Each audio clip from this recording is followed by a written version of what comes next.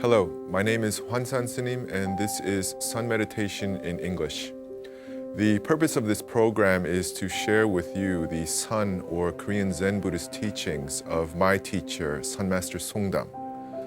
Sun Master Songdam is the most respected meditation master in Korea. Now, Sun Master Songdam primarily teaches the practical techniques of traditional Sun Buddhist meditation.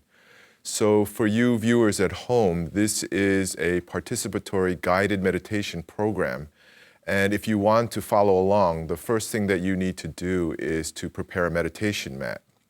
Now, if you don't own a meditation mat, what you can do is take a large blanket, fold it into a large square, and sit on that as you watch the program. And then we'll be able to perform meditation together.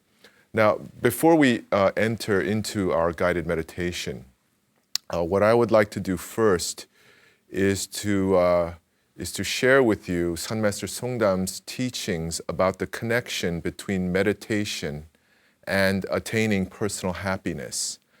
In a sense, that's what we're all here for, right? We want to learn a way to achieve a lasting, healthy happiness. And the purpose of this program is to show a path to that. Now, Sun Master Songdam likes to remark that many, if not most people, try very hard to keep their bodies clean. Most of us take a shower or a bath at least once a day. Most of us brush our teeth at least once a day. Most of us try to wear fresh, clean clothing. And most of us will try very hard not to let our bodies stay dirty for a long time. Now, of course, if you don't wash your body for a long time, you risk catching a disease. And if you do get sick, you may actually become a public health problem. You may actually pose a threat to the health of others. So that's how important we consider our physical hygiene. But then Sun Master Songdam likes to point out that as to the extent that we take such great care of our bodies in the effort to keep them clean, we don't make nearly the same amount of effort to cleanse and take care of and regulate our minds. In fact, the truth is most of us don't even know how. Now, if you don't wash your body for a while, let's say a few days, most likely, and I know this might sound unpleasant, but most likely your body will begin to smell. And people may find that offensive. Likewise, according to Sun Buddhist teachings, if you don't cleanse and take care of your minds for a while, then your speech and your behavior will begin to become filled with negativity. And whether you know it or not, other people will begin to notice, and they might find that equally repellent. Now, if you go for a very long time without washing your body, most likely you will get sick, and then you will risk infecting others. Similarly, according to the Sun Buddhist tradition, if you go for a very long time without cleansing and regulating your mind, you may become mentally ill, and then your behavior may become disruptive to society. So cleansing and taking care of and regulating our minds is not only good for ourselves, but I'd like to argue here that it's actually our civic duty, something that each of us needs to learn to know how to do for the general well-being of society. None of us are required to believe in this or that religion, but I do think that we are socially and ethically required to learn how to cleanse and take care of our own minds. Sun meditation is the way that we detoxify, cleanse, and purify our minds. And according to Sun Master Songdam and the Sun Buddhist tradition, cleansing and purifying our minds is the correct path to happiness. The purpose of this program is to show us this path.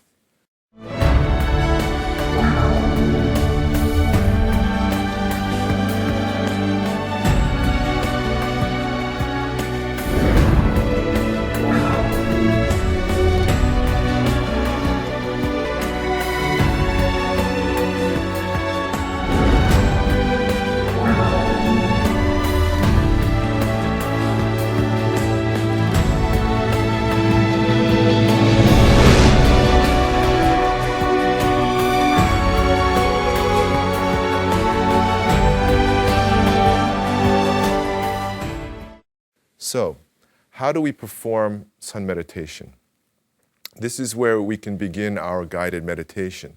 So as I explain the procedure of meditation and discuss it, we can all enter into it together. So even for you viewers at home, as you watch this explanation, it would be good if you followed along and tried to apply the instructions that I now give.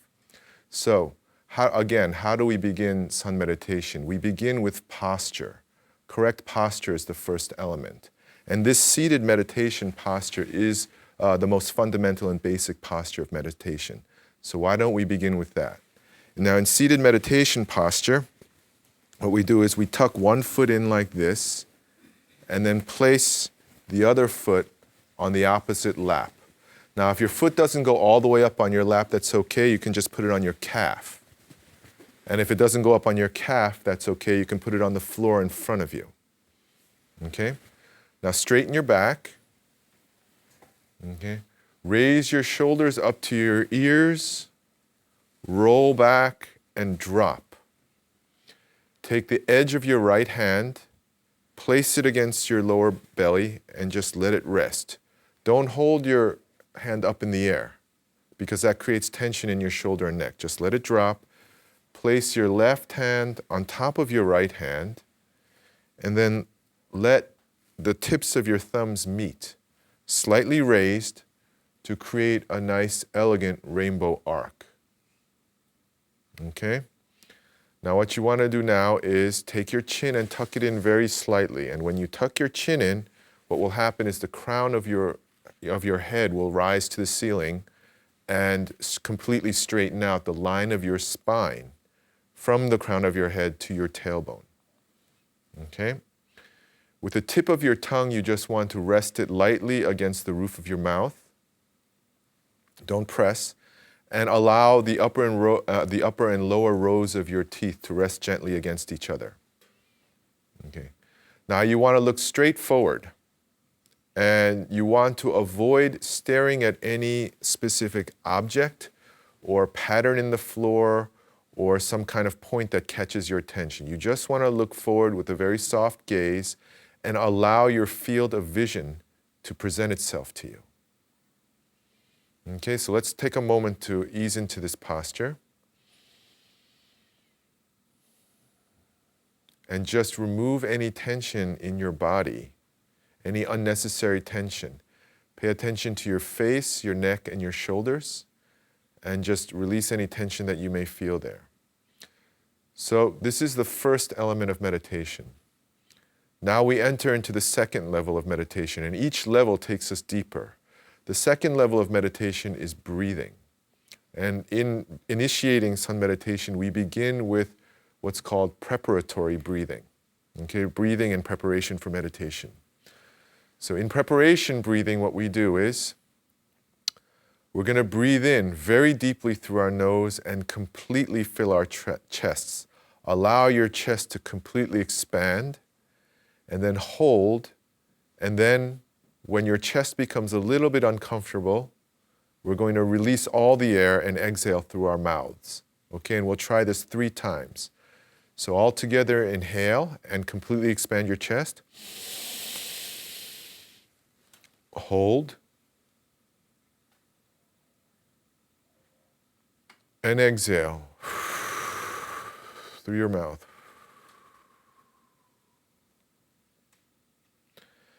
Inhale, hold, and then exhale through your mouth. Preparation breathing serves to clarify and stabilize both our minds and our bodies in preparation for formal Sun Buddhist meditation. So now as we enter into meditation, we now engage the form of meditation the form of breathing that's used for meditation, which is called abdominal breathing. We'll be breathing as if the air is entering into our bellies. And the way we do that is this. Now, in abdominal breathing, you breathe only through your nose. And what you do is you inhale very slowly, very gently and naturally. And as you inhale, push out your lower belly. Push out your lower belly as if there's a balloon in there that's being filled by the air that you inhale. Okay? You push out your lower belly until it feels comfortably full, as if you've extended your belly to about 80% of its maximum capacity.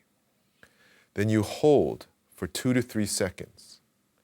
And then after 2 to 3 seconds, you exhale through your nose and just allow your lower belly to subside. You just draw in your lower belly as if you're squeezing the air out of that balloon.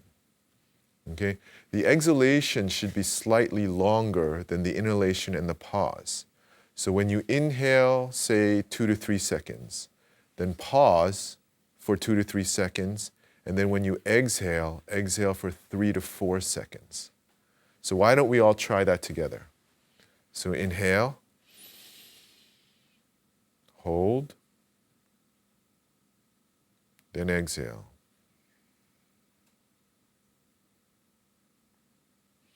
You want your breathing to be very natural. You don't want to strain to make your breathing long.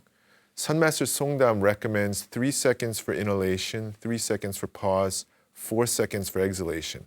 But that might be too long for your particular metabolism. So you can shorten it to the point where it feels comfortable and natural. You want to be able to do this for a long interval without feeling strain in your body.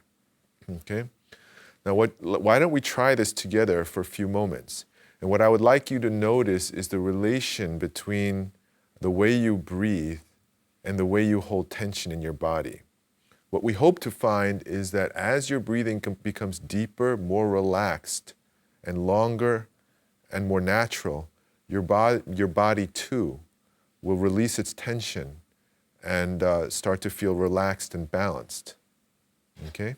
So why don't we try that together? Breathe in, pause, and then breathe out.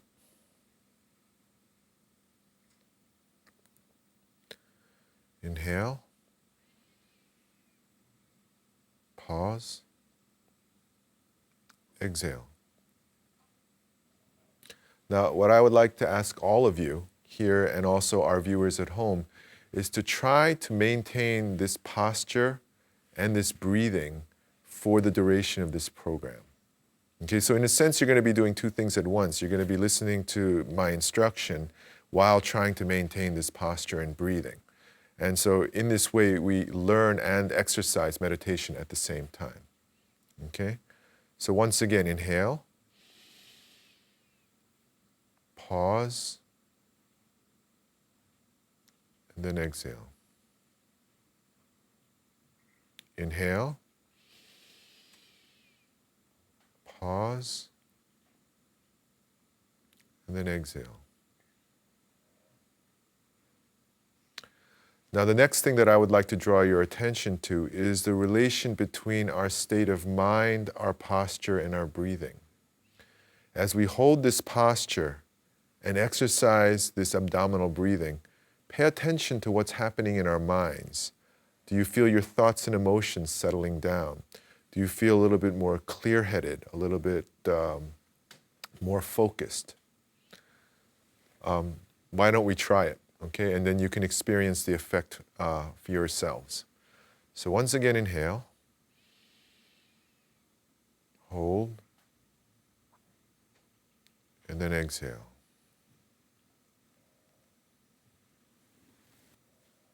Now, I cannot overemphasize the importance of correct breathing, of this abdominal breathing, in regulating our state of mind. There is an extremely close relationship between the way we breathe and our mental states. In the first place, our mental state is always reflected in the way we breathe. What that means is how we think and feel at any given moment helps to shape the way we breathe. What that means is that each kind of emotion has its own distinctive breathing pattern. For example, if I get depressed and sad, I sigh. My breathing becomes weak and uneven. If I become angry, my breathing becomes fast and rough. Okay? If I become scared or nervous, my breathing becomes high and shallow and quick. And then on the other end of things, if I'm very calm, my breathing is very deep and regular. Now that line of influence also goes in the other direction. The way we breathe helps to shape the way we think and feel. The way we choose to breathe helps to create our state of mind. Now in this case, abdominal breathing is considered the best way to breathe for both our bodies and our minds. These very deep, long, regular, even breaths help to cleanse both our minds and our bodies. Now once again, if we go for a while without washing our bodies will most likely give off an unpleasant odor. And once again, if we go for a while without cleansing and taking care of and regulating our minds will begin to give off unpleasant emotions and behaviors like anxiety and resentment and sarcasm.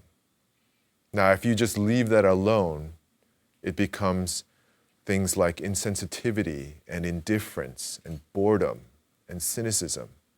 And if you leave that unchecked, it becomes aggravated into harsher emotions like fear and hostility, cruelty, bitterness, and even self-hatred.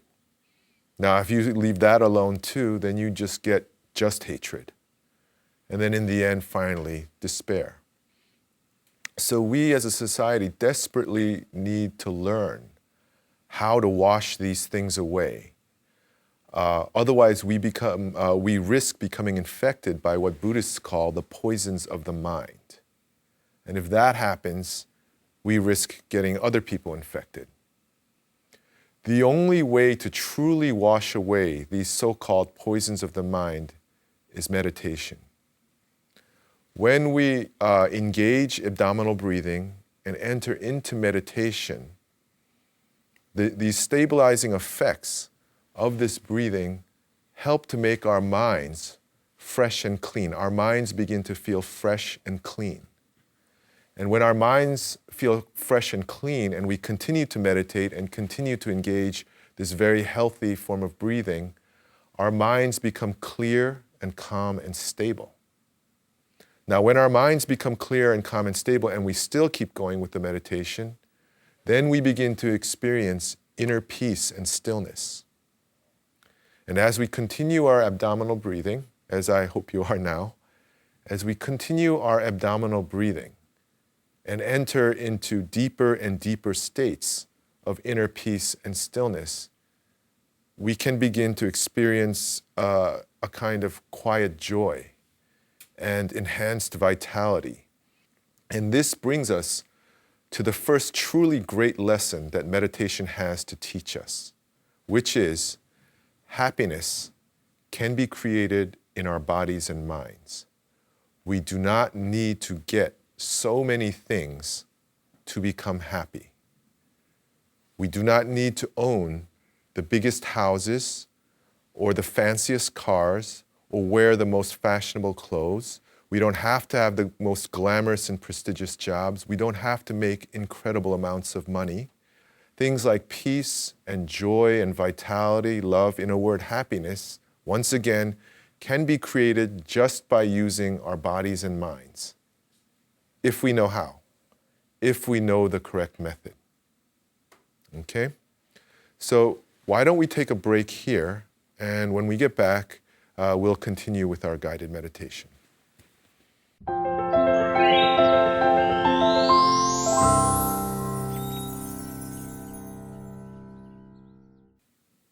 Hello again. We will now begin the second half of our guided meditation. And so once again, I'll ask you to assume the meditation posture, including our viewers at home. Okay, once again, right hand down, left hand on top. Two thumbs meet one another, straighten your back. Tuck in your chin slightly, tip of your tongue against the roof of your mouth and looking straight forward. And then we now once again engage our abdominal breathing. So breathe in hold, breathe out.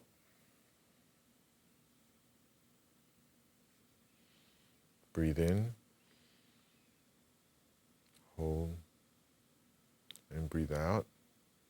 And I'll ask you to continue to engage this form of breathing as best as you can as we continue on with our program. Now we come to the third element and phase of meditation, which is thought. What do we think about while we're sitting here like this and breathing like this? And the thought part of meditation, of sun meditation, is its most distinctive feature.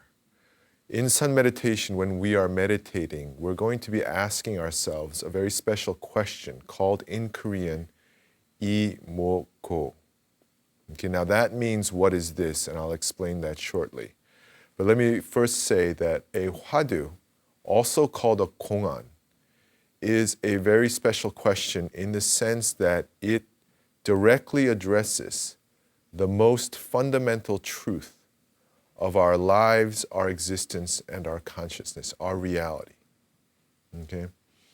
And this is a form of meditation that has existed for thousands of years, and over thousands of years, very many different kinds of hwadus or 공안s have been used. It's said that there are 1,700 official hwadus in the Sun Buddhist canon. Now, of these, our teacher, Sun Master Songdam, chooses to use the Imoko Hwadu. The Imoko Hwadu is considered the first Hwadu to have ever been used. It's considered to be the most basic, the most direct, the most straightforward and easy to understand, and also it's considered to contain all of the other Hwadus. Okay? So we will be asking ourselves this question, Imoko. Now, in explaining this technique in the past, I found that it's best to stay with the original Korean. Imoko, the Korean, means what is this in English. Now, when I first learned the hwadu, I wasn't speaking Korean yet, so I learned it in much the same manner that our international participants who don't speak Korean will. Okay, but I found that just by practicing it, it becomes natural, and we can actually engage the practice without too many problems. It just takes a little bit of persistence at the beginning. So let me first explain imoko, the pronunciation of it. I is Y, I, and it means this. And then what is MWOT, and it means what. And then go is GO, and it means is, and it also indicates the interrogative form, that it's being asked as a question. So a literal translation of 이 뭐고 would be this what is. More naturally, what is this? This, what is this? Now this question is, we need to understand the context of this question in order to be able to perform it correctly. And the original extended form of the question, the original meaning of the question is as follows.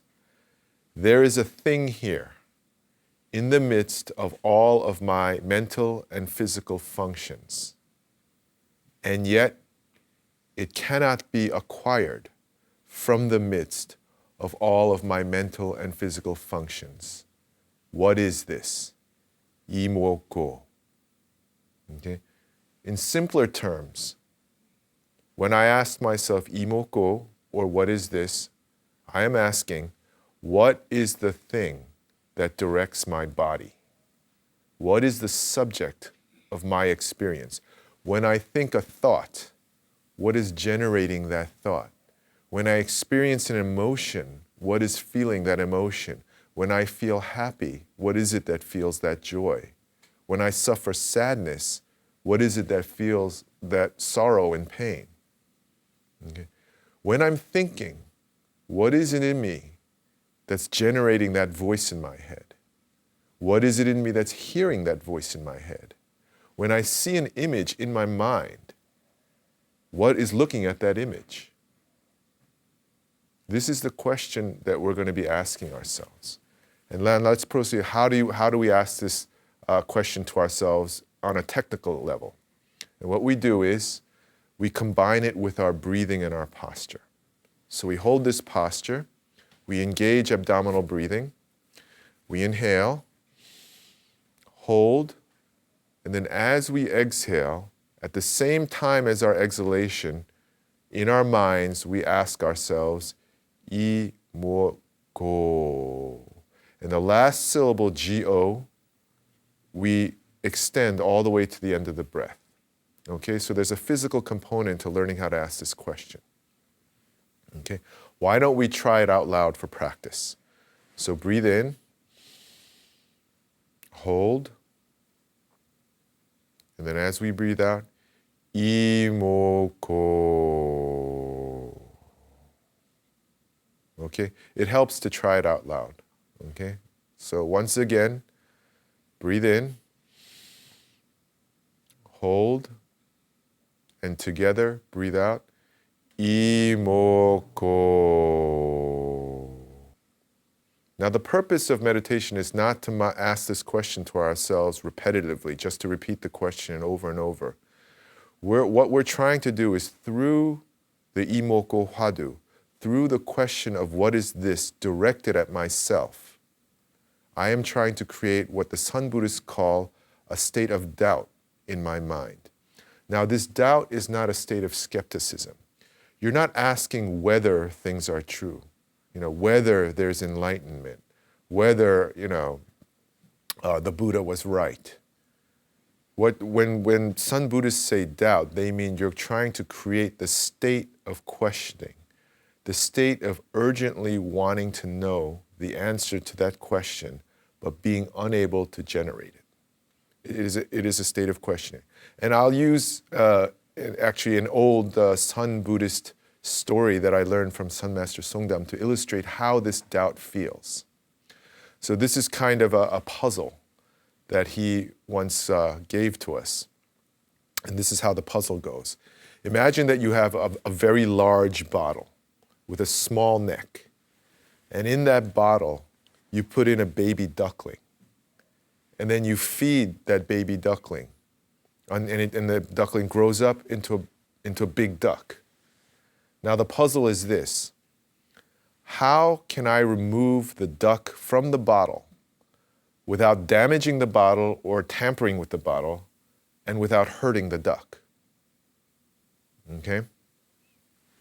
So what happens is the first thing we do is we start thinking of all kinds of solutions. So maybe I could heat the bottle and melt the neck large enough to open it. But then what happens, of course, is you end up cooking the duck.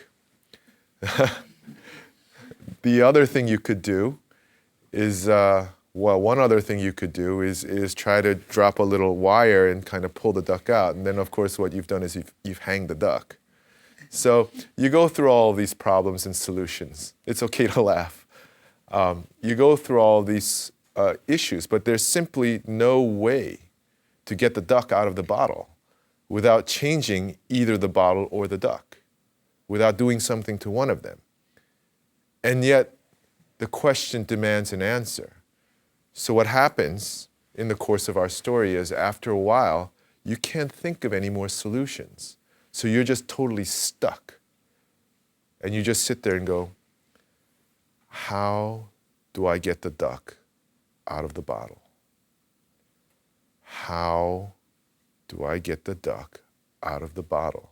And after a while, it's just, how? How? That's what the feeling of doubt is supposed to feel like. But think of the stakes here. I mean, it doesn't matter whether we get a duck out of a bottle, but the question we're asking ourselves is about us and nothing but us. So the urgency of the question is natural. We ask ourselves, what is the thing? What is the thing that's asking, what is this? Okay? Now, another thing that's important to note here is that when we ask this question, we do not want to try to generate an answer. The reason for that is, within the Sun Buddhist meditation tradition, we will not be satisfied by applying names and theories. We are looking for an experience of our own truth and reality. So we can put names on it like soul and mind, consciousness, Buddha nature, the subject, the true self. But putting a name on something doesn't mean that you have understood what it is. If you tell the word apple to someone who's never eaten an apple before, they won't know what it tastes like. They just know the word. In the same way, according to the Sun Buddhist tradition, the reason that we suffer, the reason that we have confusion and disorientation in our lives is because we have not experienced our own reality. We have not directly perceived what we truly are, even though we all have names.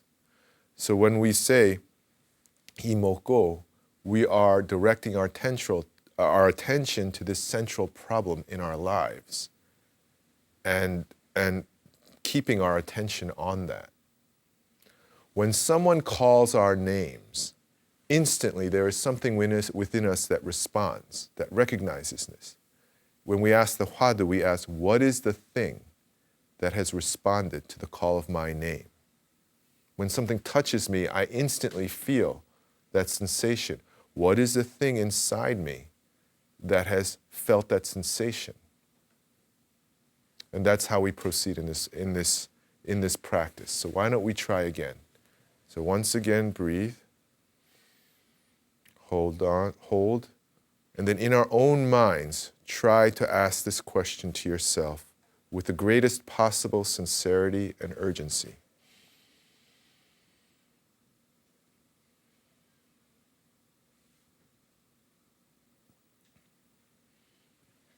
Now, according to Sun Master Songdam and the Sun Buddhist tradition, when we ask ourselves this question, as we breathe in, hold, and breathe out, we want to ask with all of our hearts, with everything in our minds. We don't want any other thoughts to be within us. We don't want to be distracted. That's the purpose of holding this posture and this breathing, to be relaxed and focused as we do this. So you want to be going in with the greatest possible level of urgency and sincerity. Now, it's a little bit like learning a golf swing, because the tendency for people who are not trained in this, the tendency for people is that when they try to concentrate, they'll tense up their bodies. So what we want to be able to do, like a smooth golf swing or a smooth tennis swing, is we want to be able to exert the full power of our minds without constricting our bodies and our minds.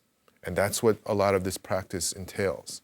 So try to connect it to your breathing and your posture and see if you can achieve that level of total commitment to the question. So again, breathe. Hold. And then exhale.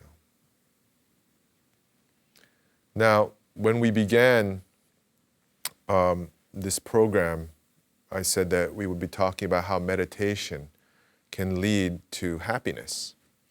And so what I would like to now discuss for our clarification is, well, what is this? How does this imoko connect to happiness, which is how we started all this? Now, in order to understand that, what we need to first, we need a clear picture of what happens specifically within us in our experience of life, of living on a day-to-day basis. Okay? And what happens is that in any given moment, we are being bombarded by a tremendous amount of information from our environment, from what we think of as an external environment that surrounds us. Okay? So through our eyes, there's incredible amounts of information coming in through our ears, through our nose, through our skin, our mouth, and everything. And what happens is that, for example, light strikes, the nerve endings in my eye, is turned into electrical signals, and then these electrical signals are somehow converted into an image which something in my mind sees. And that image is a representation of reality. Typically, we don't really remember that and just think that the image that I'm seeing in my head is actually reality, but it's actually just a representation. Similarly, vibrations in the air strike my eardrum, and these are also converted into electrical signals, and then I experience that as sound in my mind. Again, it feels like sound is coming in from the outside, but sound is also a phenomenon that's going on. And so we're getting all this information that are being turned into perceptual stimuli. and entering into our consciousness, giving us the information that we need to navigate our environment. Chemical information comes in through our nose and through our mouth, and our bodies react to changes in position and temperature and pressure and contact and things like that. Okay? So far, no problem. That's the way our bodies and minds are supposed to work. And now here's where the Sun Buddhist critique of ordinary living comes in. And that is that according to Sun Buddhists, the Sun Buddhist tradition, the unenlightened mind, the untrained mind reacts to those perceptual stimuli by generating an equally endless array of internal events like thoughts, emotions, images, memories, fantasies, dreams. The variety is just really incredible. So anytime we're given a stimulus, it's like throwing a rock into a lake. An endless number of waves are created. And so what's happening is that we are in some sense, we are in a state of internal turmoil all the time. And we experience this turmoil as suffering, as confusion and disorientation and anguish, being forced to go through all these events in our mind. And then conversely, according to the Sun Buddhist tradition, an enlightened master, a trained meditator, when they see something, let's say they see a color red, they just see red. There isn't this whole stream of consciousness that follows. When they see blue, they see blue. So what the Hwadu does is it cuts off, it severs all of this ceaseless, useless mental activity that causes us so much pain. And it brings us to, now I alluded to a state of inner peace and stillness. Now, inner peace and stillness are sort of catchphrases in modern spiritual culture, but what that really means from the Buddhist perception is that when I am struck by perceptual stimuli, my consciousness, my attention doesn't go chasing the thoughts and emotions and images and whatever that rise in response. Instead, my attention is directed to my Hwadu. And in that way, my Hwadu plays the critical role in ending my internal suffering. And this is just the beginning. So the Hwadu is actually not just something that you do 1 hour a day that you separate a time and space for. It's actually our way of living. It's actually our way of coping with the world and ultimately learning how to transcend it. And what will happen if you make meditation a regular practice, the first thing that you find is that your daily experience starts to change. Life somehow starts to feel more alive. Colors seem more vivid. Food tastes better. My body and my heart feel somehow lighter. I'm more ready to smile or laugh. Okay? And then if you keep going with the meditation practice anyway, then what happens is you begin to notice changes in your personality. You're not as quick to anger or fear. You're not easily agitated. You're much more patient. And then finally, people around you begin to notice the changes in you. And so you find the structure of your life changing. Your relationships change, the way you work change, and somehow, in the end, you have found that meditation has somehow transformed not only your experience of life, but the way you live itself. And this is still just the tip of the iceberg. According to Sun Master Songdam, if you commit yourself completely to holding, it's called holding the Hwadu, thinking of Imoko in your mind, and give total and full commitment to it, eventually the so-called state of doubt will begin to permeate your mind and consciousness until it even appears in your dreams. And then finally, it will seem to fill the entire universe. You will look at, like, say, a mountain and all you see is Imoko. You look at a bus and all you see is Imoko. You eat food and all you experience is Imoko. And at that point, even if you don't want to be thinking Imoko, you can't stop. It becomes automatic. And according to Sun Master Songdam, if you get to that point, then after 5 or 6, 7 days of this, the state of doubt will naturally erupt. It will explode like a balloon in the experience that Buddhists call enlightenment, spiritual awakening, to the truth and reality of your own existence. So the path of meditation, to summarize what we've learned together today, takes us from simply coping with and overcoming suffering to a level of personal happiness, and then finally to arrive at the attainment of ultimate wisdom and compassion. So this is kind of a roadmap of the path of meditation that I was taught by my teacher, Sun Master Sungdam. And in advance, I would like to thank everyone who came out here today. Thank you very much for attending. And also our viewers at home who participated in this program. And I hope you join us again for our next episode. And finally, a traditional Buddhist greeting. May we all attain the Buddha. Okay. So once again, hold your posture, engage your breathing, and in your minds, raise or hold the Hwadu I Mo Go.